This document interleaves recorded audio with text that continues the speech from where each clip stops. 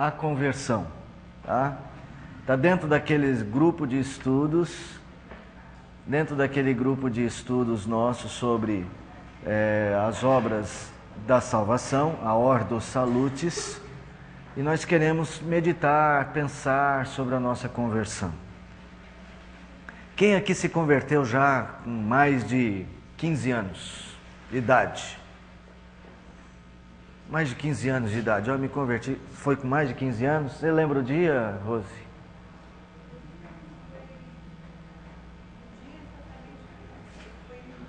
Mas lembra a ocasião, a situação, como foi? Então já você vai falar. E você, Fátima, lembra? Lembra como foi, tudo? Tá certo. E vocês que não... Vocês se converteram antes dos 15 anos. Não sei nem se vocês têm 15 já, né? Vocês se lembram como foi a conversão de vocês? Ou assim, eu não sei que dia, não sei como é que foi que aconteceu. Lembra como foi? Numa aula da Maria Teodose? Que legal, que legal. Veja, não é para todo mundo que o dia da conversão é uma coisa clara, né? Eu, por exemplo, não sei que dia foi o dia da minha conversão. Eu até fico me perguntando, né? Será que houve exatamente um dia? Ou ela aconteceu e sem que eu tivesse mais claro em minha mente, ela veio a se operar?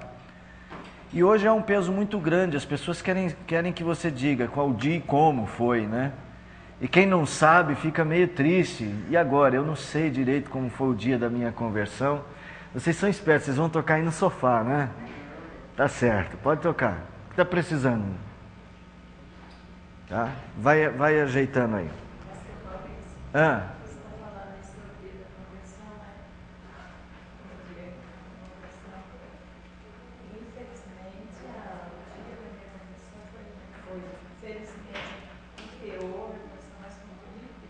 Foi um dia triste? Dia das Mães. Eu tinha perdido meu filho com 4 anos, dia 4 de maio, que foi o segundo. Uma criança de 4 anos, só para ir dar botou aquela. Um broche? Não, aquilo que toma antes das necessias, né? Ah, sim.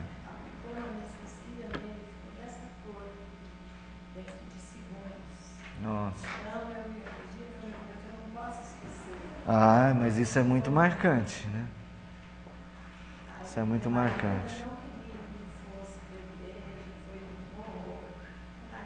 Chegou uma moça lá que é parente da Dinda, né? Casada com a Dinda, eu conheci. Mas deixa, deixa.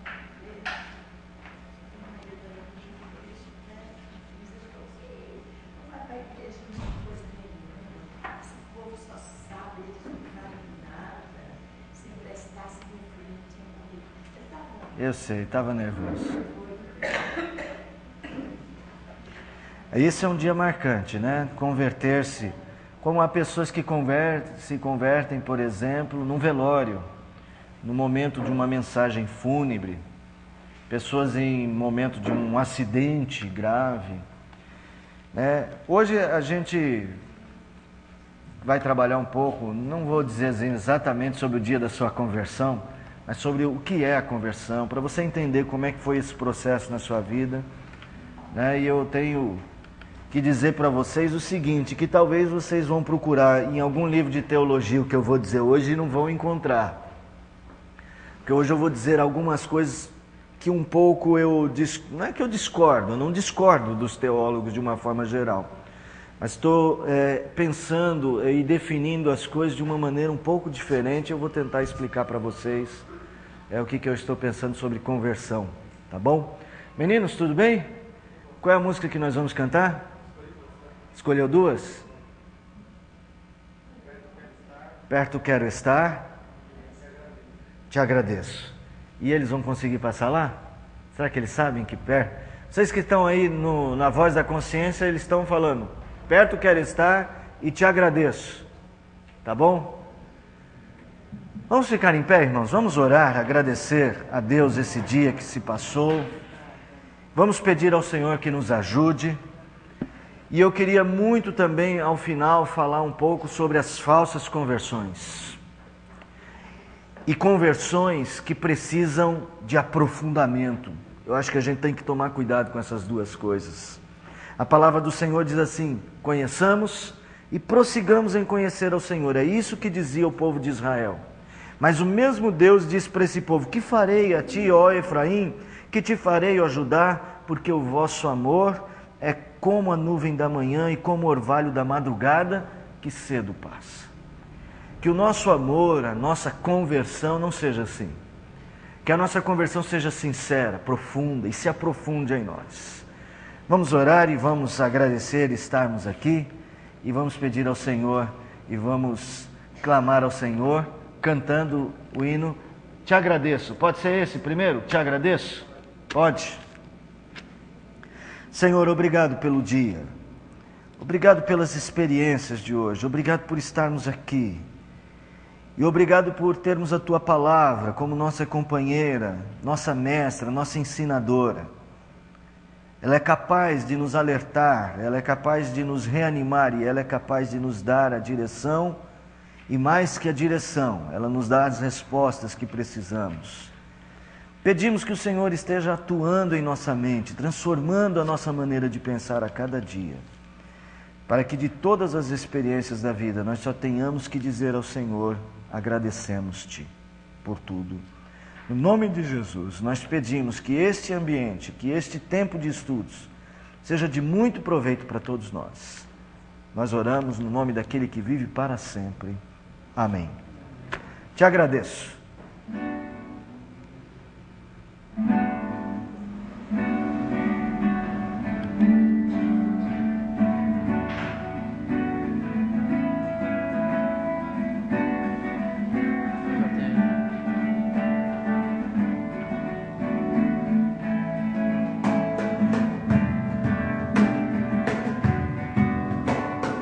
Tudo que tens feito, por tudo que vais fazer, por tuas promessas e tudo que és, quero te agradecer todo meu ser.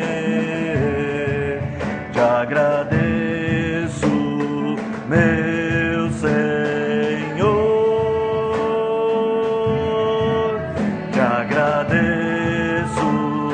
Meu Senhor, te agradeço por me libertar e salvar, por ter morrido em meu lugar. Te agradeço, Jesus, te agradeço, eu te agradeço,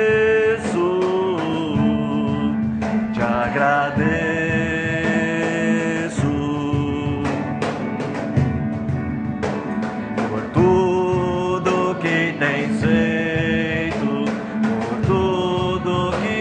Fazer por tuas promessas e tudo que és, quero te agradecer com todo o meu ser. Te agradeço, meu Senhor, te agradeço, meu Senhor.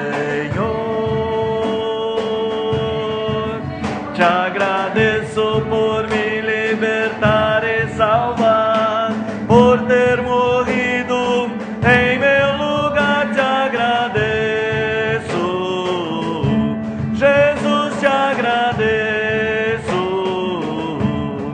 eu te agradeço, te agradeço. Amém. Quem quer fazer uma oração de gratidão agora? Levanta a mão aí para eu levar o microfone para você. Uma oração de gratidão. Jane? Jane levantou primeiro. Passa ali para a Jane, por favor.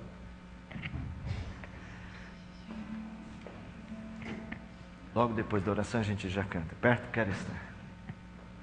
Senhor, te damos graça, ó Pai, por esse dia que o Senhor nos deu. Obrigado, Te damos Senhor. graça, ó Pai, pela oportunidade de estarmos reunidos na sua casa, Senhor Deus. Obrigado, Senhor. Te damos graça, ó Pai, pelo alimento que o Senhor nos dá em todos os estudos, Senhor Deus. Senhor, te damos graça, ó Pai, pelo alimento que o Senhor nos dá também no culto, Senhor Deus. Te damos graça, ó Pai, por muitas vezes não merecemos e o Senhor sempre nos sustenta, Senhor. Amém, Senhor. Te damos graça pela vida, te damos graça pela saúde. Te damos graça, ó Pai, pelas coisas que o Senhor nos dá e às vezes esquecemos de agradecer. Sim, Senhor. Te damos graça nas coisas visíveis e nas coisas invisíveis, Senhor Deus. Sim, Deus. Sim, Deus. Ó Senhor, te damos graça, ó Pai, porque o Senhor é maravilhoso, o Senhor é bondoso, o Senhor é um Deus de amor, o Senhor é um Deus de misericórdia. Te damos graça, ó Pai, porque o Senhor nos ouve, o Senhor nos acolhe. Sim, Senhor. O Senhor é um Deus Obrigado, Senhor. que nos ampara com seu amor. Ó Pai, te agradecemos, ó Pai, te agradecemos com todo o nosso ser, com todo o nosso entendimento, Senhor Sim, Deus. Senhor Deus. E rogamos, Senhor Deus, para que o Senhor sempre nos dê essa mente, ó Pai, para que esteja sempre perto de Ti, Senhor Amém, Deus. Senhor. Nos dê sempre esclarecimento, Senhor Deus, na Tua palavra, Pai. Amém, Senhor. Te agradeço por tudo, Senhor Deus. Em nome do Teu Filho amado Jesus. Amém. Amém. Amém. Perto quero estar.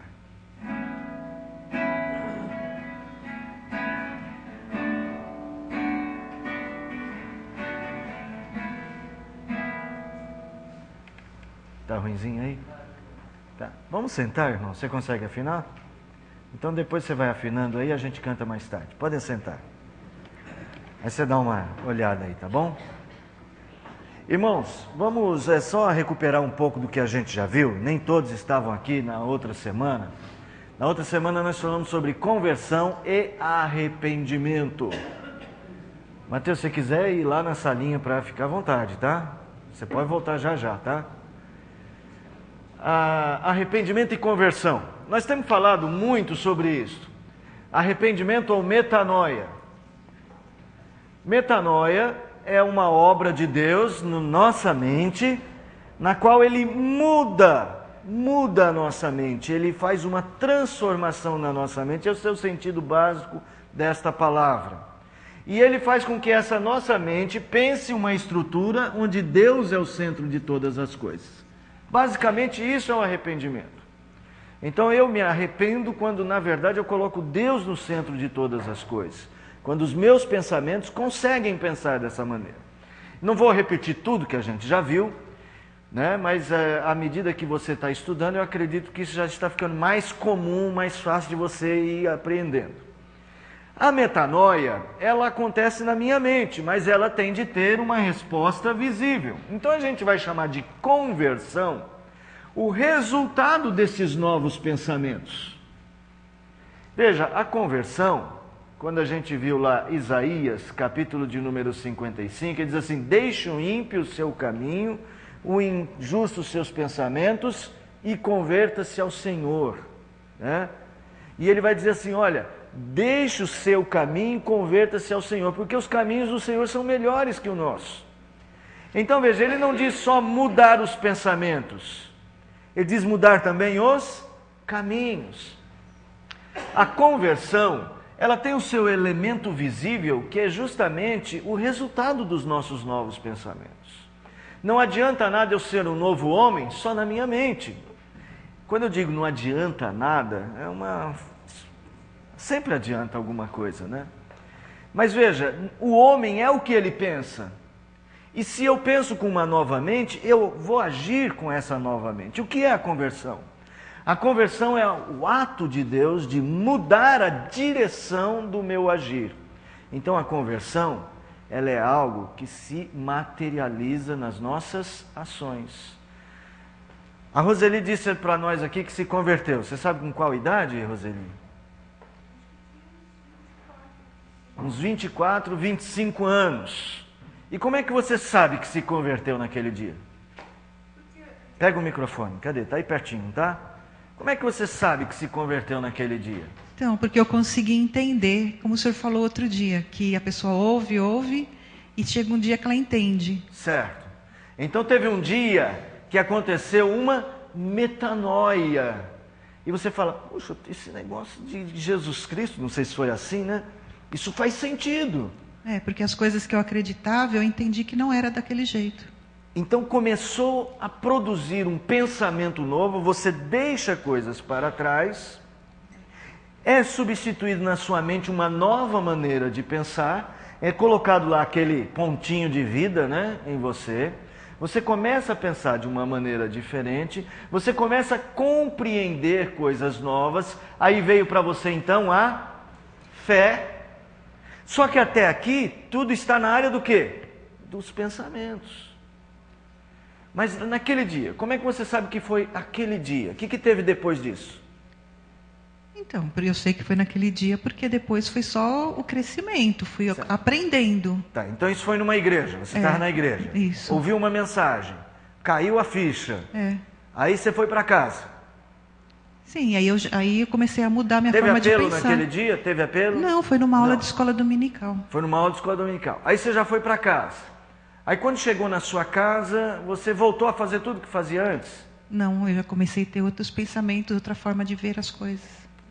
Mas mais que pensamento, você deve ter feito alguma coisa. Não sei se você orou, eu não sei se você falou, agora eu vou para a igreja de noite, fui numa escola dominical, agora eu quero ir à noite. Ou chegou numa determinada situação e você falou assim, olha, isso eu não faço mais. É isso mesmo. Né? Esta hora em que a sua consciência se materializa, se configura então a sua conversão. É isso que eu estou querendo passar para os irmãos. Que a conversão, ela não é algo apenas intelectual. É uma mudança de direção. Porque a conversão sempre envolve novos caminhos, entenderam isso? Vamos abrir lá em Isaías, só para a gente pegar esse texto e a partir daí a gente ir em frente. Abra aí então Isaías, no capítulo de número 55, versos 6 e 8. 6 a 8. Alguém aí pode ler para nós? Buscai o Senhor enquanto se pode achar, invocai enquanto está perto. Deixe o perverso seu caminho e o iníquo seus maus pensamentos. Converta-se ao Senhor, que se compadecerá dele, e volte-se para o nosso Deus, porque é rico em perdoar. Porque os meus pensamentos não são os vossos pensamentos, nem os vossos caminhos, os meus caminhos, diz o Senhor. Então perceba só, irmãos, ele está dizendo assim, deixe os seus caminhos, deixe os seus pensamentos e converta-se. Ele, para a conversão, ele não diz deixe os seus pensamentos, ele também diz deixe os seus caminhos. A conversão, então, é a soma dessas coisas. Pastor, mas isso é uma coisa tão perto da outra. Acontece às vezes tudo juntos. Eu mudo o meu pensamento e quase que imediatamente já estou fazendo coisas diferentes. Né? Eu já disse para vocês, isso é só uma coisa didática, uma maneira didática de falar. Mas você sabe então que você teve o arrependimento, a metanoia, e depois da metanoia veio a conversão, que é a mudança do agir, a mudança da pessoa. Porque agora eu sou outra pessoa, eu vou fazer coisas novas. Tá? E aqui é o que a gente vai chamar então de novidade de vida. A conversão sempre vai produzir novidade de vida. Hoje nós vamos fazer o seguinte, isso posto, nós vamos falar da conversão de duas maneiras. Uma conversão que acontece de forma instantânea e uma conversão que acontece de maneira processual. Vamos dar esses dois nomes. Há pessoas que dizem o seguinte, olha, a conversão só acontece uma vez. E não está errado, é verdade. A conversão acontece só uma vez. Mas, na verdade, eu me converto, mas gradualmente também. E eu vou tentar explicar. Melina, vem aqui, vamos fazer um teste. Vamos ver a Melina. Vamos ver se a Melina... Você é ágil, Melina? Mais ou menos? Se for para matemática. Tá bom. Vem andando nessa direção. Quando eu falar já, você vira para outra. Já. Mais uma só. Já. Isso é conversão. 360 graus. Obrigado, Melina. Não sei, o que vocês acham? Ela é ágil? Vamos ver a Melissa. Melissa, vem cá. Mais ágil que ela, Melissa. Vamos lá. Vamos lá. Isso é conversão, vai lá. No mesmo esquema, tá? Vem pra cá, já. Já. Já. Deu aí, deu. Não sei se ela é mais ágil que a Melina, se ambas andam na mesma velocidade. Por mais ágil que vocês sejam, por mais que vocês consigam fazer a volta, sempre há um período, né? Sempre há uma transição, sempre há uma mudança. Mesmo ali, ela foi a um culto, tudo que ela trazia antes, ela mudou. Ela fez um 360 graus. Mas esse 360 graus, ele é gradativo num certo sentido, à medida que agora que ela está mais consciente, ela está convertendo tudo que diz respeito à vida dela. É sobre isso que nós vamos conversar. Fala. É mesmo, 180, obrigado. Boa correção, tá certo. Tá certo. É que a gente fica com aquela ideia, 360 é melhor que 180, né? Você tem toda a razão, obrigado. Eu tenho que corrigir no meu script. Foi uma falha. Então vamos falar de conversão instantânea. Meus irmãos, a conversão é uma mudança que acontece instantaneamente. O Senhor vem aqui é a Roseli, está faltando um cabelinho encaixeado aqui. Né? Aqui é uma radiografia da Roseli. Tudo bem, eu desenho. Tá? Aqui nós estamos vendo o que aconteceu na mente da Roseli. De repente o Senhor mudou. Nessa hora que o Senhor mudou a mente da Roseli, ela não estava pensando os critérios de Deus. Mas automaticamente ela passou a pensar. Tudo que começou a entrar aqui, começou a receber reflexo da mudança. A partir do primeiro instante da conversão, ela já mudou 180 graus. Agora deu certo, né? Ela caminhava para cá. Então nós temos Deus de um lado. O que tem do outro, hein, gente?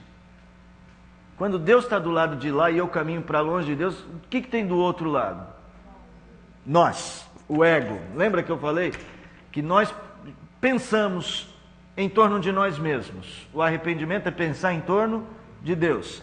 Ela vivia esse sentido de vida, procurando o melhor para ela. Então ela foi talvez na igreja, não sei, né? Porque alguém disse, é bom para você. E ela foi procurar o melhor. Talvez ela tenha ido em outras religiões, e aí ela falou assim, agora eu vou nessa, para ver se essa é melhor que aquela. Ela estava procurando algo para si mesma. É assim que é o homem sem Deus. Ele gira em torno dele mesmo e de seus interesses. E esse é um grande problema, nós precisamos nos arrepender. Quando Deus põe vida nela, ela se converte. Agora ela anda, lembra a ideia de caminhar? Ela anda noutra direção. Talvez ela não ande tão rápido para Deus ainda. Mas ela agora já está com a mente voltada para Deus. Isso é uma conversão. Isso acontece de forma instantânea. Essa é a conversão da salvação. É quando Deus nos liberta. Quem é que faz isso aqui? É o poder do pecado.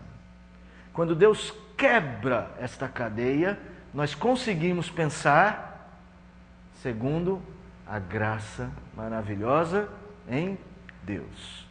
Vamos pegar um exemplo bíblico. O apóstolo Paulo, abra em Atos dos Apóstolos, capítulo 22. Vamos ler os versos 6 a 10. Outra pessoa lê para a gente aí, por favor. Atos dos Apóstolos 6 a 10. Ora, aconteceu que indo de caminho e já perto de Damasco, quase ao meio-dia, repentinamente, grande luz do céu brilhou ao redor de mim. Até só guardem um pouquinho, deixa eu explicar o que é esse texto aqui. Aqui é o apóstolo Paulo. Não sei se vocês lembram dessa passagem em Atos dos Apóstolos. O apóstolo Paulo está sendo preso na fortaleza.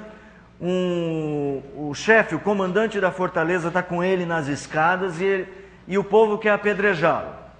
Aí o chefe da fortaleza fala, você tem direito de dizer algo em sua defesa.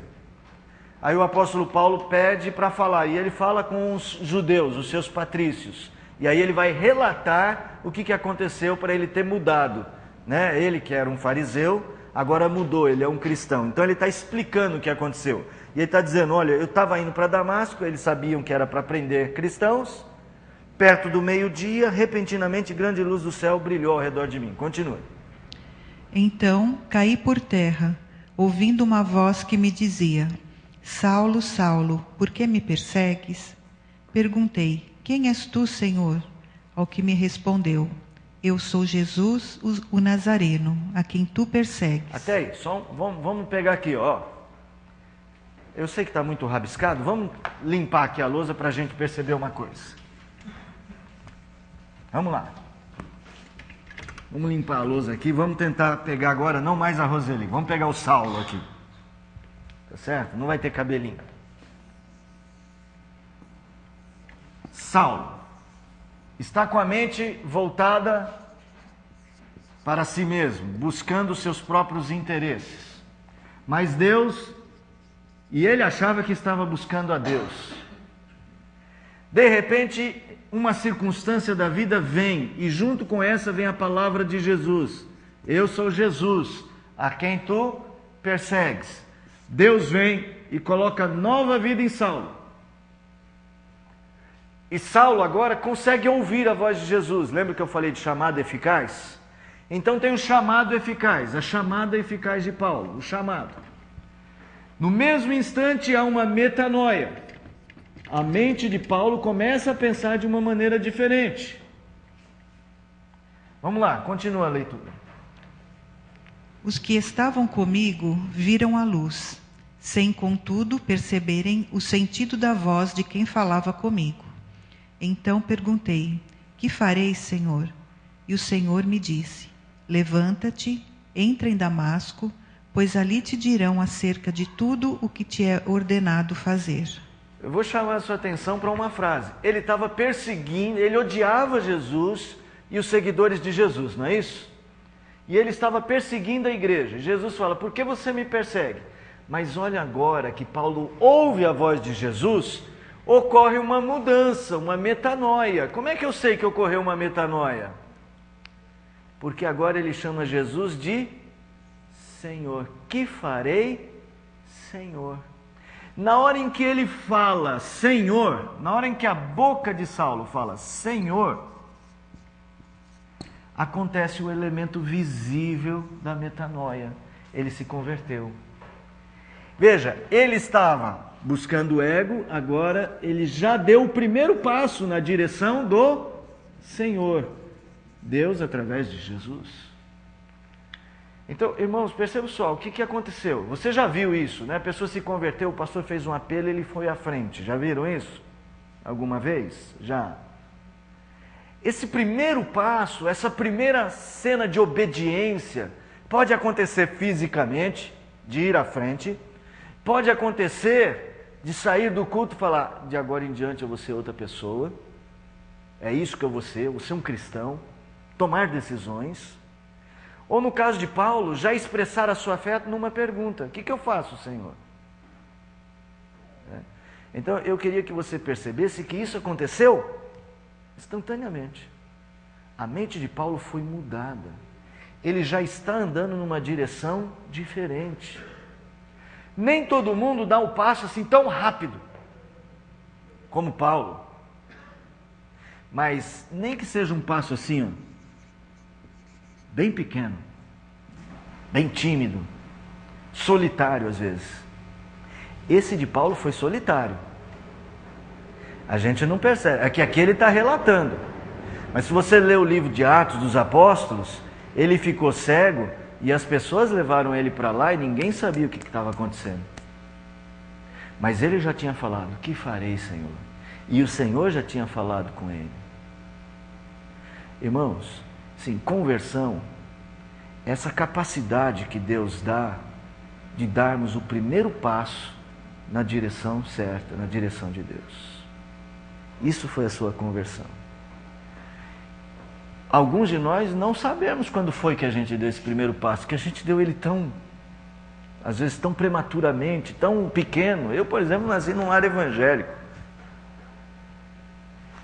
Não tenho conscientemente aqui na minha mente quando foi a primeira vez que eu chamei Jesus de Senhor, quando foi a primeira vez que Deus era uma noção clara para mim. Não tenho a menor ideia. Você tem, Cláudia? Mas quando a gente deu o primeiro passo, mesmo que a gente não tenha condições hoje de dizer qual foi, ocorreu uma conversão. As pessoas, eu conheço crentes que acham que não se converteu porque ele não tem aquele dia que ele fala assim, foi esse dia. Aí ele fica, eu lembro que, posso contar, já fui aprovado mesmo catecúmenos, né? Eu fiz catecúmenos quando eu tinha 11 anos de idade, aqui na igreja. Novo, né? Tinha 11 anos de idade. Eu lembro que o pastor Abel, numa das aulas, falou se eu sabia o dia da minha conversão. Vou ter que confessar um pecado, pode? Será que eu vou ser mandado embora? Será que eu vou ser mandado embora? Não, eu falei para ele que eu inventei um dia de conversão, porque esperava, todo mundo tinha um dia de conversão, só eu não. Na verdade, eu estava dizendo para ele assim, olha, aconteceu, eu lembro bem a história. Você sabe que mentira tem perna curta e essa minha. Eu lembro bem a história que aconteceu comigo mesmo, lá na escola, ainda era, né, do ginásio, agora já não lembro mais se é ginásio primário, acho que estava saindo do primário, né, 11 anos, né, Edna? Saindo do primário. E falei, olha pastor, uma vez o colega me deu um canivete para guardar e eu fiquei tão triste com aquilo me doeu, porque canivete hoje é comum para todo mundo, naquela época era uma arma para nós, né? Era uma arma para nós, tá? Para vocês é comum, todo mundo tem um, né? Mas naquela época um menino, um garoto de 10 anos carregar um canivete, ele estava armado, era um trombadinha. Não era, Helder? O que você está pensando da vida, rapaz? Né? E eu lembro que essa história foi a história que eu disse, pastor, eu acredito, eu não disse com essas palavras, né? Que ali Deus tocou meu coração e ali eu me converti. Hoje eu entendo que não foi nada disso, que a minha conversão já era anterior a isso. Isso era parte de um processo que veio depois. A conversão, então, é aquela instantânea, é aquele momento em que Deus faz você dar o primeiro passo na direção dele. O primeiro passo real. Já sai da sua mente e você dá a primeira volta para o lado do Senhor. Às vezes acontece de você chega na igreja sem fé, descrente, cheio de perguntas ruins contra Deus, e de repente ouve a palavra do Senhor, você faz uma oração. Fala, Senhor, eu quero aprender de Ti. Eu já ouvi falar de pessoas que se converteram desafiando Deus, se Tu existes, me ensina ou me mostra, faz isso ou faz aquilo. Isso já é o primeiro passo, e esse já é o sinal da conversão. A conversão é a mudança de caminho, é a mudança de direção. Pode ser um passo tímido, uma oração solitária que ninguém ouviu, como a de Paulo. Pode ser um passo mais audacioso, como Natanael, né, que crê em Jesus e diz com a sua própria boca o seu espanto com o Senhor, ou como os discípulos que se levantam e seguem Jesus imediatamente. Então assim, esse é o momento da conversão. Este momento é único na nossa vida. É o momento em que Deus moveu a nossa vida na direção dele. Esse foi um momento que marcou o início, esse é o início da redenção em nós. Você lembra que eu tenho falado sobre a obra extra nós, fora de nós, que acontece na cruz, que acontece lá na eternidade quando Deus nos escolhe? O início prático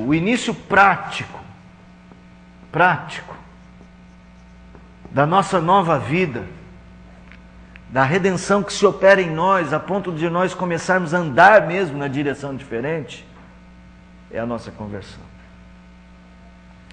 que alguns de vocês já têm tantos anos que Deus deu essa bênção, vocês conseguirem andar na direção diferente. Fala, Juliano. Olha, se o microfone conseguir chegar até você, é bom. É bom porque as pessoas que estão pela internet ou depois que vão ver a gravação, elas entendem melhor. Beleza. Um exemplo, o Caio Fábio. Certo. É uma pessoa assim que... será que existiu uma metanoia para ele? Porque hoje o cara chega lá e fala que não crê nem mais na igreja evangélica. Ele está parecendo um islâmico. Será que nunca existiu metanoia? O cara era um estudioso? Ou o cara que consegue entrar, receber a metanoia, receber a fé, ele se distancia e lá no finalzinho ele volta? Bom, aguarda um pouquinho, a gente vai falar um pouco disso. Mas, primeiro é difícil pegar você deu um exemplo muito pontual. E essa frase do Caio, não acredito na igreja evangélica, ela não deve ser interpretada como uma descrença em Deus ou a fé em Cristo. Há algumas coisas na igreja evangélica brasileira que deixam a gente preocupado com ela. Talvez ele esteja dizendo isso nesse sentido, né? Mas a gente vai comentar um pouco sobre isso, não tão pontualmente uma pessoa, mas assim, há coisas assim, há falsas conversões e há conversões depois da verdadeira conversão, né? Que são aquelas coisas que a gente vai mudando. E no final nós vamos tentar ver a diferença entre conversão e santificação, que aí eu acho que é a hora que a gente vai tentar explicar isso melhor, tá bom? Mas se eu chegar lá e não falar nada, você me cobra. Irmãos, eu só queria que então esse primeiro ponto ficasse claro. A conversão então é esse momento. A hora que Deus faz isso, Ele não retira mais isto. Ele mudou você. Ele mudou a direção. No entanto, olha só, você ainda não está totalmente convertido. Eu vou tentar explicar isso no desenho. Imagine você que você tem uma nova mente, o homem, né, o novo homem está aqui. E esta conversão mudou um ponto central dessa nova mente. Mas ela ainda precisa se espalhar pelo restante do que você pensa, do que você é. Então eu particularmente acredito que depois dessa conversão inicial, nós vamos progredindo em conversão, convertendo outras áreas. Então vou dar um exemplo simplório para a gente ir para um exemplo bíblico. Imagine que eu me converti agora, e eu agora tenho uma noção de que Cristo é o meu Salvador e eu sei que eu preciso dele.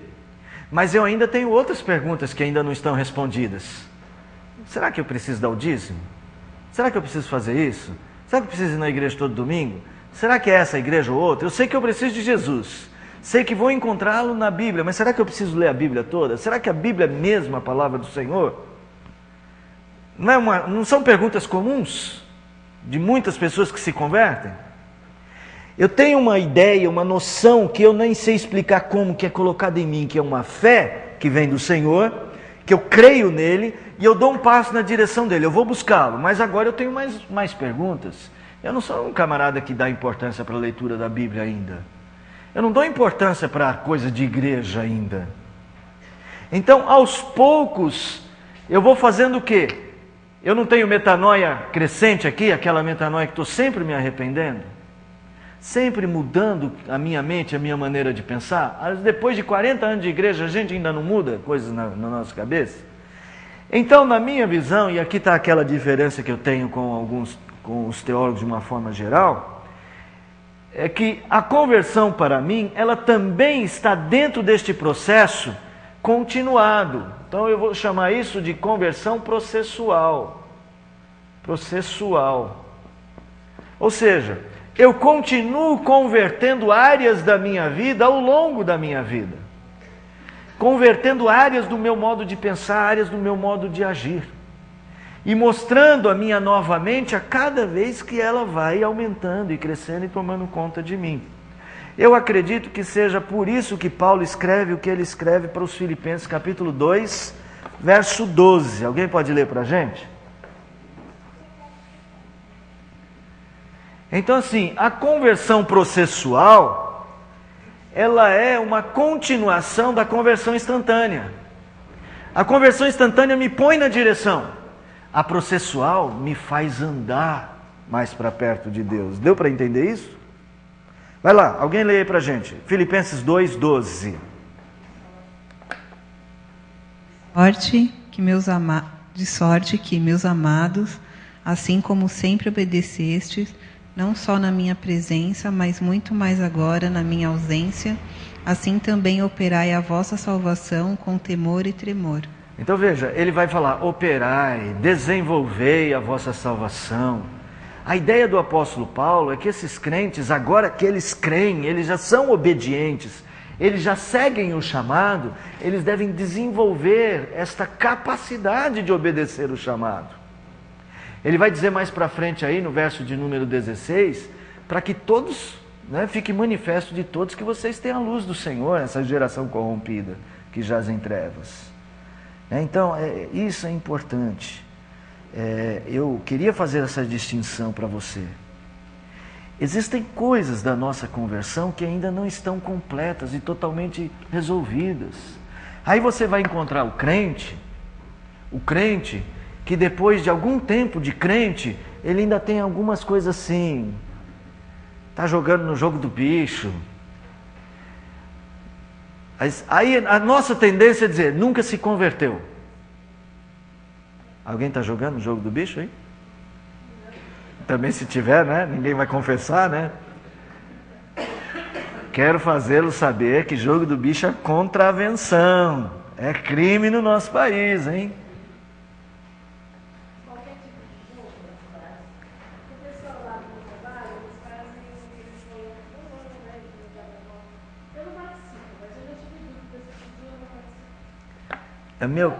Meu conselho é continue não participando. Eu vou te dizer o seguinte, a Loteria Federal, por exemplo, essa Mega Sena é legalizada.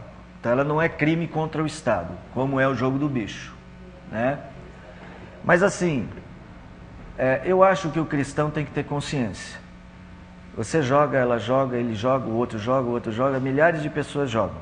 E um só ganha, ou dois, três, E no fundo a gente ganha em cima da pobreza de alguém, Alguém está empobrecendo para a gente ficar rico. Para a gente não, Para quem ganha fica rico. Eu não acho que é uma boa maneira de se levar a vida. Principalmente se você é um anão, daquele anão do orçamento que ganha 500 vezes ao longo da sua vida. Lembra daquele cidadão? Até morreu aquele deputado, que ganhou não sei quantas vezes para justificar a fortuna dele. Assim, irmãos, veja, aí você encontra o crente que ele é crente mesmo, ele lê a Bíblia, ele ora, vai na reunião de oração, entrega o dízimo dele, mas existem coisas que você fala assim, não dá para entender. Aí a gente fica pensando, não converteu ainda. A minha opinião é que ele já deu passos, mas ainda falta conversões de algumas áreas da vida. Falta mudar 180 graus em algumas áreas. 180. Algumas áreas mudaram 360. Ficaram do jeito que estavam. Ele acha que mudou, mas não mudou. Ou aquele crente que já é crente, sabe dos deveres cristãos, mas, por exemplo, ele maltrata a mulher, maltrata os filhos.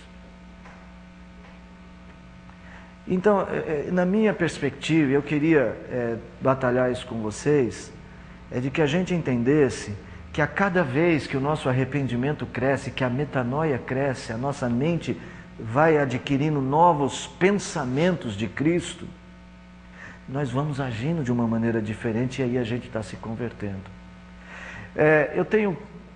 A gente sempre tem aquela briga, O pastor faz apelo e tem aquelas pessoas que sempre levantam a mão. Já viram isso? Desce um apelo que aquela pessoa vai à frente. E aí as pessoas perguntam, mas já aceitou Jesus, está de novo lá aceitando Jesus? Entendo, isso é possível sim. É possível. Por quê? Porque a pessoa sente que há áreas da vida dela que precisam de conversão. E dar o passo visível é é a própria. Lembra que eu estou insistindo que a conversão é algo visível? A gente chama renovação, e eu estou chamando aqui de conversão, porque é a conversão continuada, é o processo. Porque a renovação... Bom, se é renovação, é porque pegou algo que era velho e renovou. É exatamente isso. Você quer chamar de renovação, não tem problema com isso. Mas é um processo de mudança. É um processo de uma decisão por coisas novas. Isso é novidade de vida. Nunca vão ver, eu faço um apelo, a pessoa vem, um crente, tem uns crentes que vêm. Eu nunca vou falar, já se converteu, vai sentar. Não, venha. Venha converter. Qual é a área da sua vida que você está se convertendo novamente? Tem uma pergunta. Tem uma pergunta? Faz aí, voz da consciência. E qual é a pergunta? Toda pessoa convertida tem a certeza da salvação? Silvia? Não. Toda pessoa convertida tem a certeza da salvação? Não. Tem sempre a certeza? Não. Toda pessoa convertida tem sempre a certeza da salvação? Não. Quem é que vai ter a certeza da salvação? É a pessoa convertida que está em processo de amadurecimento. Nem todo mundo tem certeza da salvação.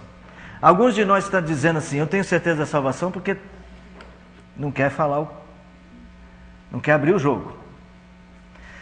Aguarda mais um pouquinho. Estou chegando na pergunta do Juliano, vou chegar nessa daí um pouquinho mais daqui a um tempinho, tá bom, Silvia? Aliás, Silvia, deixei a sua apostila aqui, faz favor, só vou entregar quando você vier. Irmãos, eu queria então que vocês percebessem essa nova maneira de ver a conversão, tá? Ou seja, que ela acontece imediatamente e ela não volta atrás. O primeiro passo que Deus coloca e põe você na direção, Deus não tira você mais da direção, mas tem um problema. Você às vezes progride muito pouco. Você vai falar para mim, pastor, eu estou achando que o senhor está confundindo duas coisas. Está confundindo conversão com santificação. Não é isso que vocês estão pensando? E eu vou tentar explicar qual é a minha... Por que eu acho que eu não estou confundindo? Porque eu quero dar uma explicação sobre conversão, sobre santificação, mais à frente, tá bom? Olha lá, Lucas 22, 32. Eu peguei um exemplo aqui. Lucas 22, 32. Quando Jesus chamou Pedro para ser pescador de homens, Pedro seguiu Jesus? Seguiu ou não? Vamos lá, gente. Seguiu. Pedro estava convertido naquela hora? Estava? Gente, Pedro foi atrás de Jesus, largou. Vocês vou falar igual aquele apresentador de... Vocês estão de brincadeira com Pedro, né? Gente, imagina só o que Pedro fez. Pedro estava ganhando o pão dele de cada dia junto. Ele era um empresário do ramo de pesca. Eu ouvi um sermão uma vez que eu parei para pensar no que o pastor disse. Foi assim: eles eram filhos de Zebedeu, João e Tiago, e Pedro era um sócio deles. Eles eram sócios no ramo de pescas. E daí um pouco, os dois filhos de Zebedeu chegam para o pai e falam: pai, nós vamos embora. Nós não vamos mais pescar com o senhor. Mas como? Do nada. Nós vamos seguir um homem que diz que a gente vai pescar gente. A gente vai pescar pessoas. O Zebedeu deve falar: vocês ficaram doidos. E eles vão. Deixa eu contar só uma parte da história. 4 anos depois, Tiago, filho de Zebedeu, perde a cabeça. Deixou uma vida próspera como pescador no mar da Galileia. E se eles tinham 2 barcos, é porque eles estavam indo bem, para seguir um homem que fez a promessa da vida eterna para eles. Perdeu a cabeça 4 anos depois. Imagine os amigos de Zebedeu o que falaram para ele. Foi isso que o pastor, isso que me deixou. Os amigos falaram: não avisei você que aqueles meninos estavam loucos, que era uma loucura total aquilo. Por isso que o Evangelho tem que ser uma obra de Deus mesmo. Quando Pedro, Tiago e João deixam tudo, gente, e seguem Jesus, nós temos que crer na conversão deles. Lê aí, Lucas 22, 32. Quem vai ler? Vamos lá, gente? Edna, é você que vai ler? Edna, você está com o microfone aí pertinho de você. 22, 32. Eu, porém, roguei por ti, para que a tua fé não desfaleça. Não, peraí, vamos fazer o seguinte, volta um pouquinho antes, onde ele começa, Simão, Simão, só para a frase ficar... 31, então. Vai lá. Simão, Simão, eis que Satanás vos reclamou para vos peneirar como trigo. Eu, porém, roguei por ti, para que a tua fé não desfaleça. Tu, pois, quando te converteres, fortalece os teus irmãos. Ó, veja só. Jesus Cristo fala. Jesus Cristo admite que Pedro tem fé? Admite? Sim. Ele rogou para que a fé dele não desfaleça. Mas ele chega para Pedro e fala, mas quando você se converter, aí você fortalece os seus irmãos também. O que Jesus está dizendo? Não está meio confuso isso aí, gente? Tá? Se você entender do jeito que eu estou falando aqui, acho que você consegue explicar. Pedro já era alguém convertido, mas ainda havia coisas nele que precisavam ainda de conversão. E a gente sabe o que é, né? E ele já era convertido, sim. A essa altura ele já tinha dito, tu és o Cristo, o Filho do Deus vivo. Lembra? Mateus 16, 16. Tu és o Cristo, o Filho do Deus vivo. E aí Jesus fala, Pedro, isso aí não foi carne e sangue que te revelou, não. Isso aí não é pensamento mundano, não. Isso foi o Pai. Ou seja, você já tem uma nova mente. Só que Pedro ainda ia passar por aquele processo que vocês sabem, né? De aprender mais de Deus. Vai lá. Testemunhe para todos. Abre o seu coração para o mundo. Eu achei assim que Pedro, no momento do chamado de Cristo ali, ele, não sei se teve já Cristo tinha colocado esse pontinho no coração dele, eu entendi que talvez não, ele foi seguir a Cristo mais por uma curiosidade, mas depois ele começou a... 3 anos de curiosidade, já? Não, quando ele foi chamado, na hora que ele foi chamado. Sim. Não, mas... A hora que ele foi chamado, o cidadão para deixar tudo na vida dele, para seguir a Cristo. É lógico, eu não estou dentro do coração de Pedro, não sou Deus, né? Não tenho como chegar e fazer uma afirmação categórica. Mas assim, é tão assintosa, porque até os evangelistas falam, que ele mesmo diz, eis que nós deixamos tudo para te seguir. Lembra que ele falou isso? Fala, Fátima, você quer comentar? Eu tenho uma dúvida que me acompanha assim tal. Eu acho que é um mistério de Deus, né? Porque quando o pastor faz esse esquema tal, né? Então a gente vê que a conversão ela passa por um processo de entendimento, né? Sim. Entendimento, compreensão da mente. Exatamente. E é uma coisa assim meio complexa no sentido de que conhecer a Deus vai além do que as pessoas acham que conhecem, né? É um processo que eu acho que vai a vida toda de uma pessoa cristã, né? E que plenamente ela só vai conhecer tudo quando ela estiver no céu, né? Seria. Mas e uma mente doente, como que processa isso, né? Que eu tenho o caso de um irmão, né, com problemas assim. Você lembra que eu falei, fiz um exemplo do copo?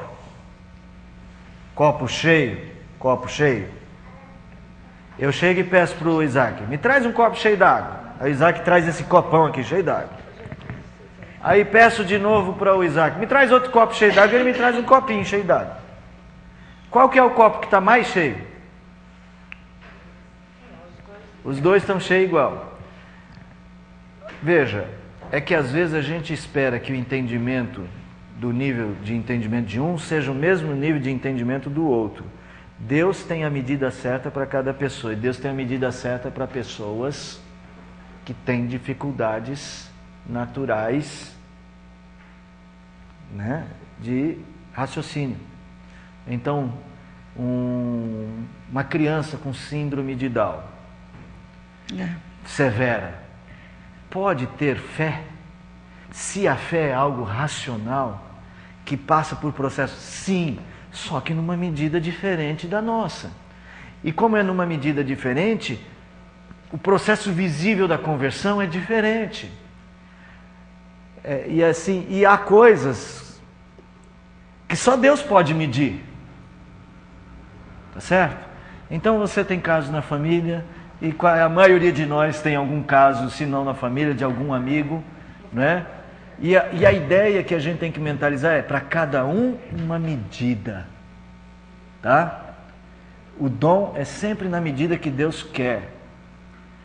De fato, você tem razão, a conversão é um processo de entendimento, porque a nossa mente precisa de lógica para funcionar.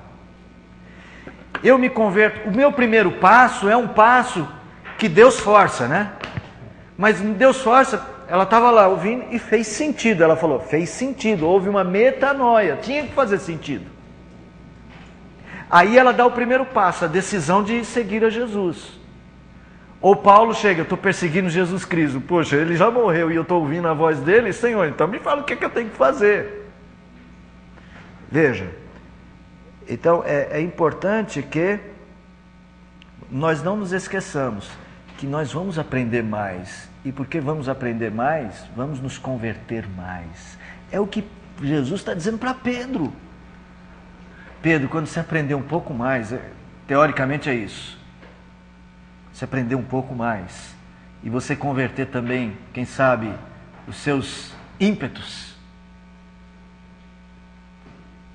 fortaleça seus irmãos. É isso que Jesus está dizendo para Pedro. Então, irmãos, assim, de uma forma geral, eu queria trabalhar com os irmãos o entendimento da conversão nesses dois níveis. O nível instantâneo, a conversão que nos faz, que abre a porta da nova vida, da novidade de vida para nós. E a conversão do dia a dia, na qual a gente vai vivendo a novidade de vida, a gente pode chamar isso de a abundante vida de Cristo em nós. O aumentar da mente. Quanto mais você tem metanoia, conhece a Jesus e começa a mudar a sua mente, você age de maneira diferente. E isso quer dizer que você está se convertendo. Já ouviu falar? Já ouvi um sermão, não sei se é do pastor Abel, já ouvi tanto sermão que tem hora que eu já confundo. Que alguém fala, fulano converteu, mas não converteu o bolso. Falando de gente, pessoas que não há... Nós estamos assim, aqui sem igreja, na igreja, que tem bastante. Então foi o sermão da dona Hilda que eu ouvi. Né? Fulano converteu, mas não converteu o bolso. Né? Porque fulano ainda não é um dizimista. Veja, eu não gosto desse tipo de linguagem, mas é isso mesmo. Não é que não converteu o bolso em si. Ele ainda não entendeu. E aí, então a atitude dele ainda não está... Essa atitude não reflete a mente de Cristo ainda. Mas vai chegar uma hora que a pessoa... Há pessoas que passam por isso e falam assim, olha, eu não era dizimista, mas um dia Deus tocou meu coração e a partir desse momento... Eu mudei a minha maneira de ver tudo isso, não dói mais. Tá?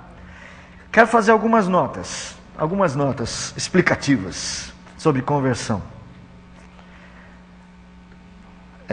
A primeira nota é sobre a conversão que é necessária. A conversão, ela não é um ato jurídico como a justificação. Deus vai lá e faz. Ela é um ato prático. Conversão é sempre prática. Por isso que eu disse que é a primeira obra da redenção, primeira obra prática da redenção, que é o primeiro passo numa direção diferente. Então vamos sempre se lembrar, se você conhece uma pessoa, não, eu já me converti, mas ela ainda não... Opa, tem alguma coisa errada aí. Tá? É o primeiro ato, é a primeira peça da roupa do novo homem que a gente veste, né? É assim, ó, agora eu sou uma nova pessoa. A gente abandona o velho homem na metanoia e a conversão, ela já diz assim, ó, agora eu sou um novo homem. Como? Você vai pegar a carta aos Efésios e vai dizer, se você mentia, não minta mais. Se você furtava, não furte mais. Você para o que era e você passa a fazer coisa nova. Segunda, outra nota explicativa. A conversão é distinta para cada pessoa. Cada pessoa vivencia isso de uma maneira diferente. Esse negócio da gente exigir que a pessoa diga qual foi o dia, a hora, a circunstância, qual o sermão, quem estava pregando, quem estava chorando, o que o coral cantou, que roupa você estava usando, quem era o presidente da época, qual é o time que ganhou o campeonato naquele ano. Exigir que você tenha todo o quadro e dizer assim, ó, só se converteu quem fez isso, só se converteu quem foi à frente, só se converteu quem fez aquilo. Isso não é bíblico, não existe isso na Bíblia, em canto algum. A conversão é sempre distinta, sempre distinta. Devemos ter bem claro esse ato distinto entre as pessoas, tá? Você pode ter um Paulo que tem uma conversão marcante e você pode ter um João Marcos que segue Paulo, depois desiste, depois volta. A conversão instantânea é definitiva. Ela acontece e Deus põe você na direção certa. E quando Deus põe você na direção certa, se é Deus que põe, ninguém tira. Microfone aí para Melina. A conversão instantânea ocorre mesmo para as pessoas que não lembram o dia da... Mesmo para quem não lembra o dia. Pode ser que você tenha se convertido, porque veja, a metanoia acontece sem a nossa...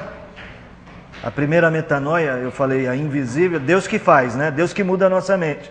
Depois a nossa mente segue mudando, não é isso? Essa primeira metanoia pode já gerar a conversão, o primeiro passo. Mas, por exemplo, eu posso ter essa primeira metanoia, essa primeira mudança de mente no ventre da minha mãe.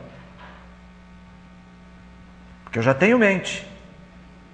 E Deus pode mudar a minha mente. Só que eu ainda não tenho conversão. Por quê? Ainda não tem como ter uma demonstração visível. Quando é que ela vai acontecer? Existem coisas que só Deus sabe. Um bebê pode mostrar conversão? Aparentemente não. Mas uma criança pode. Porque até a criança se dá a conhecer, quando o que ela faz é reto. Entendeu? É porque, assim como você falou, quando você tinha 11 anos, comigo também me foi falado uma coisa parecida. Ele falou, Melina, você não pode ser convertida se você não lembra o dia da sua salvação. Essa é a palavra da vida. Não foi, na verdade. Mas é a ideia básica da mistura arminiana, né? Tem que ter um dia da conversão, que você tem que dizer o dia que você foi a Cristo. Então, mas aí... Comigo aconteceu o seguinte, eu tinha certeza... Primeiro eu entrei em crise, falei, não sou salva. Aí foi passando uns dias, eu falei, mas não faz sentido, porque eu sinto que eu sou salva. Aí o que eu fiz? Inventei uma história. Eu inventei, e aí quando as pessoas começam a perguntar, até hoje eu falo essa história, na verdade. Isso é uma pressão. Senhor, obrigado, porque eu não estou sozinho nos meus pecados. Né? Então, assim...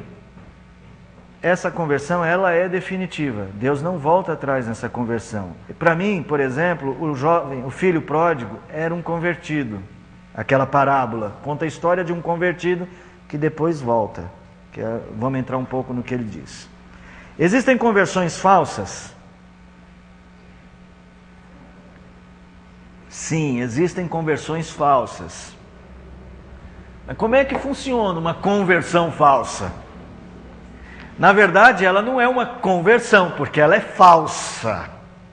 Então a pessoa não muda de direção para Deus, ela continua andando na direção do próprio eu.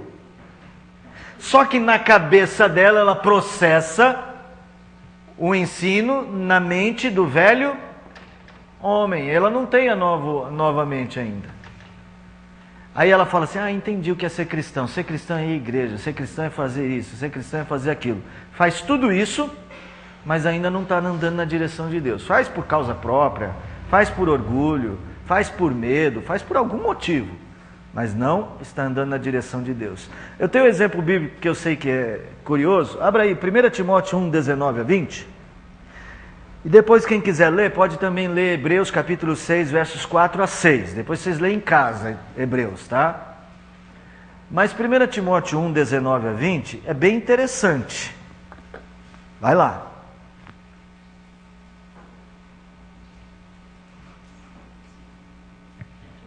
Célia, você vai ler? Por favor. 1 Timóteo 1, 19 a 20. Conservando a fé e a boa consciência, rejeitando a qual alguns fizeram naufrágio na fé. Então, pode terminar. E entre esses foram Himeneus e Alexandre. Você vê só, né? O Alexandre, né? Os quais entreguei a Satanás, para que aprendam a não blasfemar. Ô Célia, você não vai ler esse versículo do Alexandre em casa, né? Veja, Paulo está falando de Himeneu e Alexandre. E Himeneu e Alexandre andavam junto com as pessoas da igreja. E de repente, esses daí mostraram que eles não tinham nada de convertido. Aí ele vai falar, naufragaram da fé. A ideia é eles abandonaram o barco. Eles não... A conclusão que a gente chega é de que, na verdade, eles se achavam convertidos, viviam no meio dos convertidos, mas eles não aguentam isso aqui o tempo todo. Uma hora eles mostram quem eles de fato são. Um outro texto curioso, depois você pode ler em casa, é 1 João 3. Não, 1 João 2, a partir do verso 18, quando João vai dizer assim, estavam entre nós, mas não eram dos nossos, mais ou menos isso. Né? Por isso eles saíram. Né? Então veja, há conversões que são, na verdade, conversões, vou chamar aqui de conversões psicológicas. A pessoa acredita ser um convertido, age como um convertido, e a Bíblia chama certas pessoas de trigo, ou joio, no meio do trigo. Uma hora eles aparecem. Tá bom? Vai lá. Não, o jovem rico não mostrou conversão nenhuma. Veja, por que ele não mostrou conversão? Ele chega e fala, eu quero o céu, desde que o céu seja do meu jeito. A hora que Jesus fala, não, então vende tudo que tem, ele fica triste porque ele estava pensando nele. Então ele não estava andando na direção de Deus. Sim, entendi. Ele se achava um convertido. Ele se achava um convertido. Ele se achava um obediente a Deus, mas não era. Era um religioso. Normalmente é o que acontece com a falsa conversão. Pessoas religiosas sentem uma necessidade de uma religião e encontram com um Deus cristão. E isso satisfaz a sua mente. Mas ela nunca transporta essas verdades para uma mente renovada em Cristo Jesus, porque isso não lhes foi dado. Porque isso é Deus quem dá.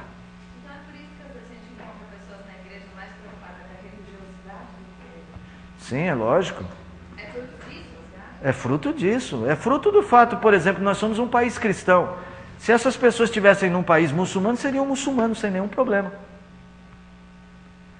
Se vivessem no Nepal, seriam budistas.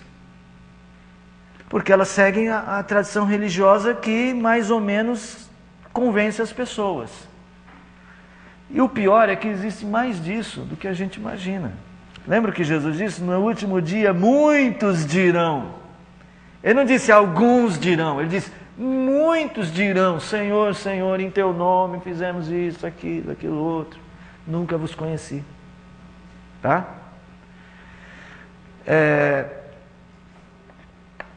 Alguma pergunta até aqui? Vamos tentar ir para aquelas duas lá. Primeiro, pastor, se essa conversão processual não é santificação, explica para nós então a diferença. Eu, a partir da próxima semana, vou falar sobre santificação, mas eu vou dar um toque do que eu penso sobre a distinção entre conversão e santificação. A conversão, ela é um resultado do que eu penso. Eu penso com a mente renovada e faço as coisas. Então o Eldo vem, pisa no meu pé. Se eu processasse as coisas na mente, na parte não convertida minha, eu pisaria no pé dele, mas como essas coisas eu já penso do jeito de Cristo, Mas pode ser que hoje ele pisou no meu pé, eu não liguei, mas pode ser que amanhã ele pisa no meu pé e eu ligo.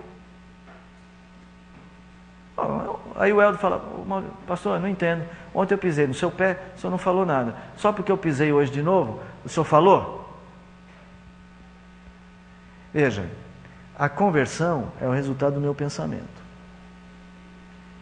Mas às vezes o meu pensamento varia.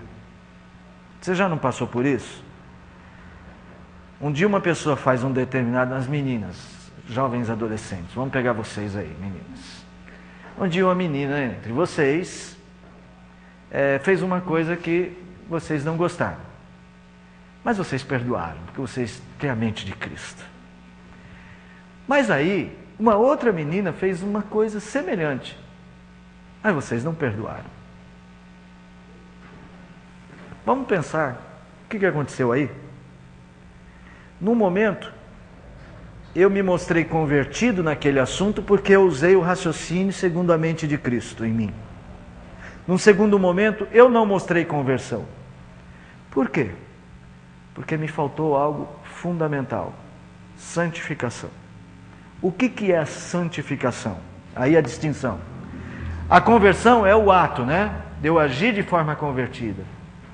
A santificação é eu transformar este pensamento em parte da minha mente. É eu nunca, não mais conseguir pensar de outra maneira. É como se na conversão eu ainda estivesse transitando entre o fazer e o não fazer daquele jeito. E na santificação eu digo, agora eu vou sempre fazer assim. Então eu acho que eu não estou conseguindo encontrar as palavras mais claras para vocês pegarem. Mas vamos pegar um exemplo bíblico. Eu separei aqui para vocês Oséias 6,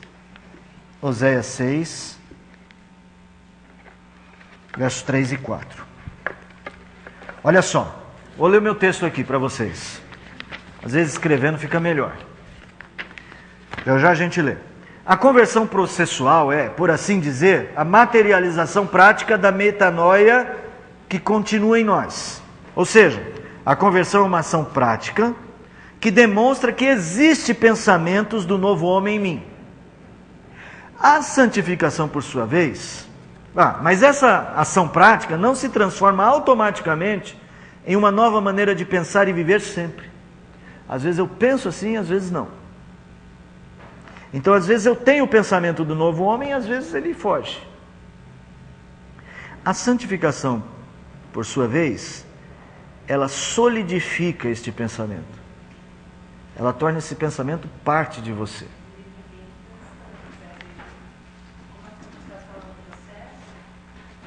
Sim, mas a hora que você avança no processo, você consolida. Vamos dar um exemplo. Quando a gente aprende a não brigar por dinheiro. Veja, Deus quer que a gente brigue por causa de dinheiro, gente? Não quer que a gente brigue por causa de nada, né? Não quer que a gente brigue por causa de dinheiro. Mas dinheiro é um negócio difícil para nós. Para mim, para vocês não, mas para mim é. Para todos nós, né? É verdade. Você, em qualquer lugar, na igreja, na escola, no trabalho, em casa. A não ser quando sobra muito. Aí quando sobra muito também a gente briga. O que você fez com aquele dinheiro que estava sobrando? Por que não fez?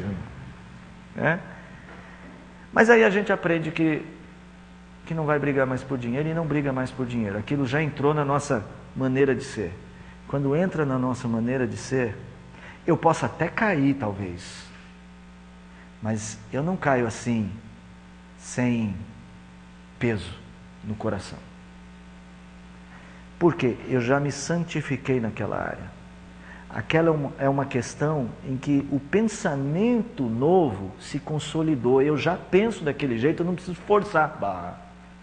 Eu não preciso parar para pensar, eu não vou brigar por causa de dinheiro. Eu já não brigo por causa de dinheiro. Você entende a diferença? O povo de Israel, esse texto que nós vamos ler, tinha muito disto. Você abriu aí, Oséias 6, versos 3 e 4? Alexandre, lê para a gente.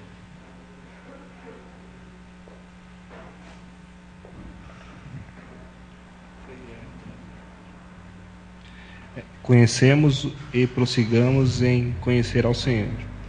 Como a alva será a sua saída, e ele nos virá como a chuva seródia que nega a terra.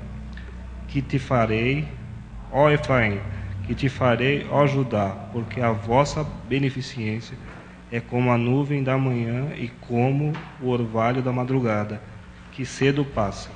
Veja, o povo de Israel conhecia o Senhor, Deus dá uma chamada neles e eles então resolvem dizer: conheçamos e prossigamos em conhecer o Senhor, porque Ele vem, Ele é como a chuva que vem a nós, não tem jeito, não tem como evitar, então vamos fazer o que é certo. Era assim que Israel pensava: vamos fazer o que é certo. Né? Só que Deus disse: vocês se converteram a mim de novo, mas o que eu vou fazer? Logo, logo vocês deixam de praticar isto. Então, a santificação, se a conversão é ter um pensamento novo, um novo pensamento, que produz uma nova ação, a santificação, ela é como se ela consolidasse isso. Eu vou chamar isso aqui de mente redimida.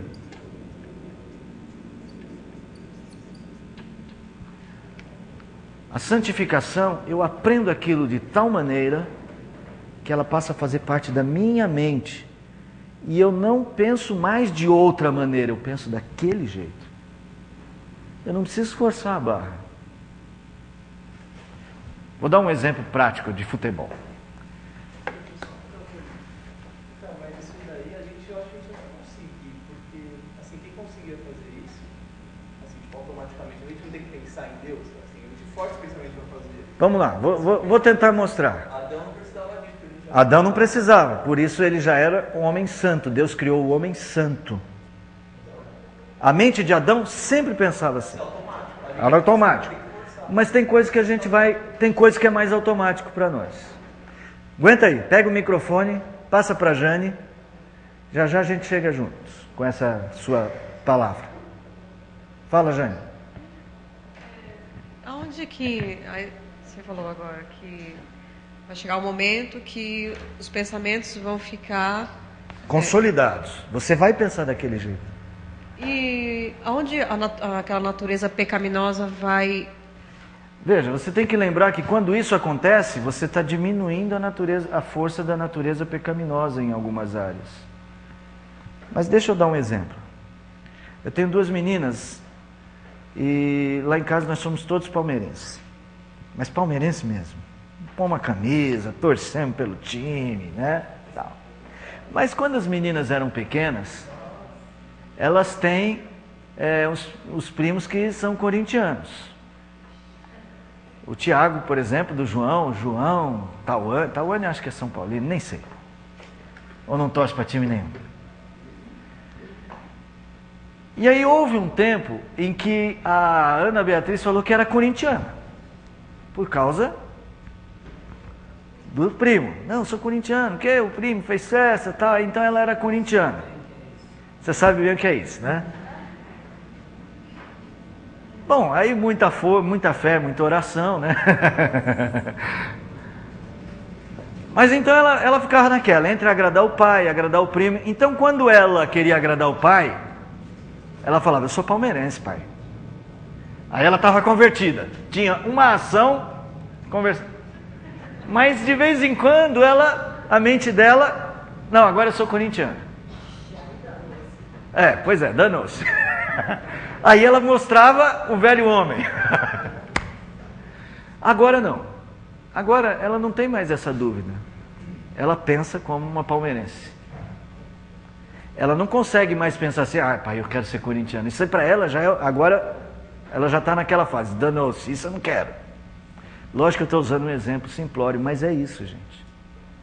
A santificação, o processo. Presta atenção, nós vamos estudar a santificação a partir da semana que vem. A santificação é um processo de consolidação da nossa mente. Aí ela fez a pergunta, mas onde fica o velho homem? O velho homem não ataca essa mente, essa parte consolidada, ataca. A diferença é, quando ela falava para mim, quando ela era pequena, ainda não era convertida, não era santificada, né, no palmeirensicismo.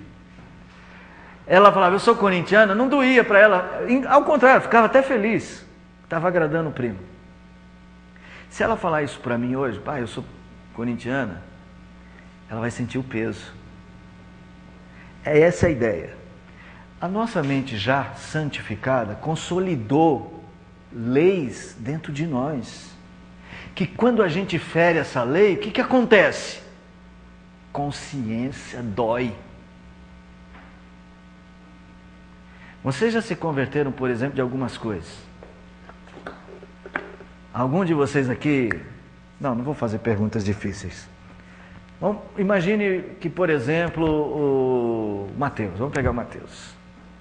Mateus fosse um rapaz que roubasse. Pega as coisas dos colegas, não devolve, passa a ser dele e tal. Mas ele era um crente. Mas de vez em quando ele falou, não posso roubar. Mas outro momento é, tá dando sopa, eu pego. Mas aí ele santificou essa área dele. Aí ele fala, agora isso aí já está na cabeça dele, não roubar nem pensar. Mas aconteceu, ele não percebeu, sei lá, uma nota de R$100 voou da carteira do amigo, caiu no chão, ele pegou, ele guardou, R$100, vou juntar esses R$100 para comprar o quê? Comprar um óculos, sei lá. Mas aí ele foi comprar o óculos com R$100, mas aí ele falou, isso está errado. Aí ele põe o óculos nem serve, aí ele já não quer nem... Veja, por que eu estou dizendo? O que aconteceu? Está solidificado na mente dele que aquilo não é certo. Quando ele faz o que é errado, o velho homem ataca, o que acontece é que a mente dele não suporta. Ela não suporta mais pensar roubo. Então, quando ele rouba, quando essa ação acontece, isso dói a consciência. Aí vem a dor da consciência cristã. Aí você vai pedir perdão, você vai devolver, você vai se retratar, você vai mudar. Então eu acredito, não sei se vocês compreenderam o que eu quis dizer, que a santificação é algo muito importante, muito necessário. E que ela consolida a nossa conversão. Ela vem fazer a nossa conversão se tornar sólida. Aí é o que a Silvia perguntou. Não sei se ela ainda está assistindo. Se tiver, diga, estou. Tecle. O que é?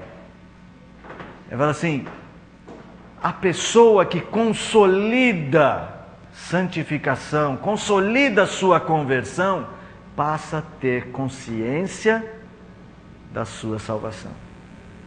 Até que esse processo de santificação vá consolidando mais áreas da nossa vida, a gente é aquele crente que sabe, mas não sabe. Por isso a santificação é tão importante, para nos dar segurança. Por isso que Jesus Cristo fala, quando a gente está no mundo, tem que se santificar na palavra, para que a gente não tenha essa dificuldade de pensar com a mente do mundo, uma vez que nós não somos mais do mundo. Tá legal, irmãos? Alguma pergunta mais? Vamos encerrar? Vamos cantar Perto Quero Estar. Conseguiu afinar, Mateus? Vamos ficar em pé e vamos louvar o Senhor e encerrar com este louvor.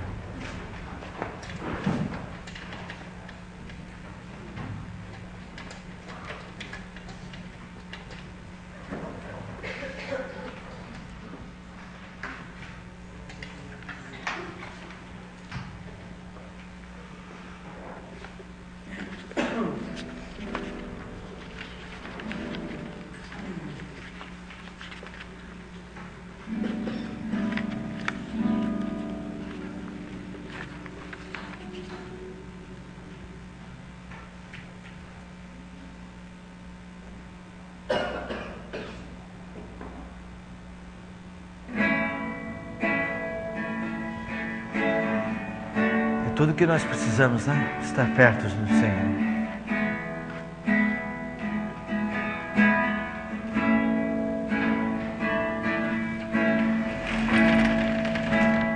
Perto quero estar,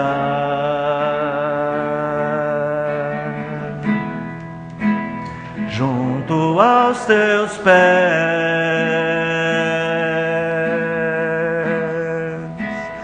pois prazer maior não há que me render e te adorar.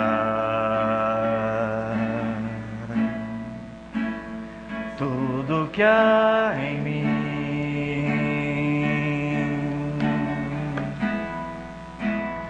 quero te ofertar,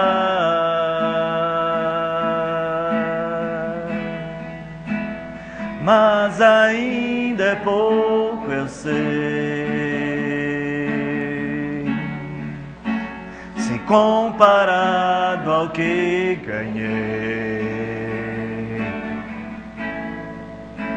Não sou apenas servo, teu amigo me tornei. Te louvarei,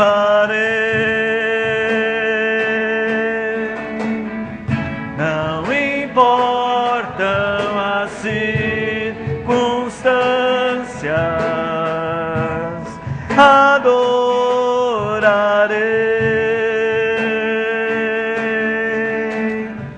Somente a ti, Jesus,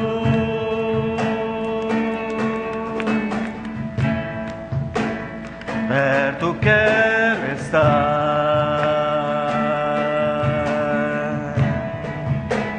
junto aos teus pés,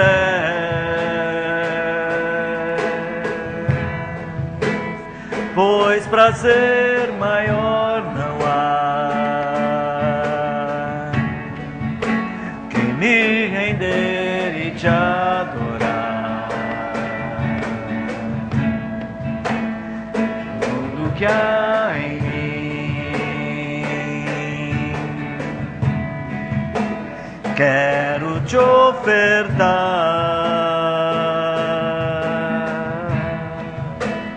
mas ainda é pouco, eu sei,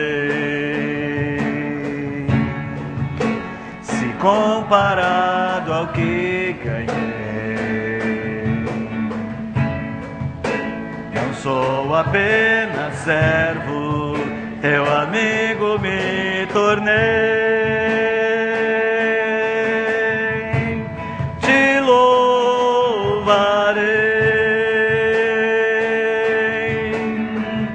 não importam as circunstâncias, adorarei.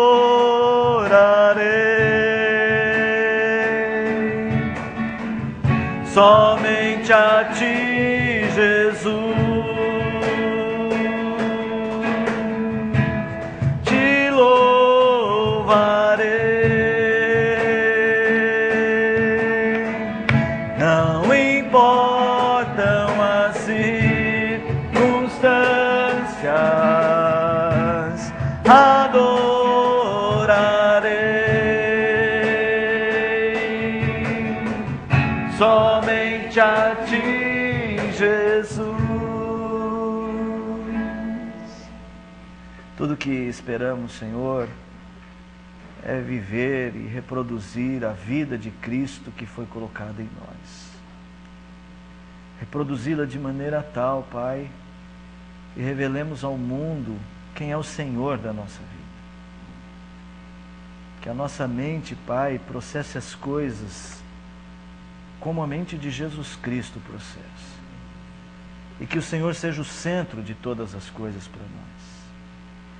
Ajuda-nos a controlar a ira.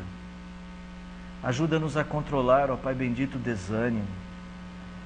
Ajuda-nos, Senhor, a ter esperança, ter fé. As coisas próprias da nova mente do Senhor em nós. Santifica-nos, Senhor. Permita-nos agir sempre na direção certa. E quando cairmos, Não deixe com que a nossa mente não sinta, ao contrário, que ela sinta dor própria a Deus da obra de santificação que o Senhor faz em nós. Para isso nós nos colocamos, como esta música diz, ó Pai, inteiramente nas Tuas mãos, entregando tudo que há em nós. Em nome de Jesus nós oramos. Amém. Assentem-se por um instante, só para dar alguns avisos, irmãos. Esse fim de semana há trabalhos já agendados, que os irmãos lembrem. Sábado.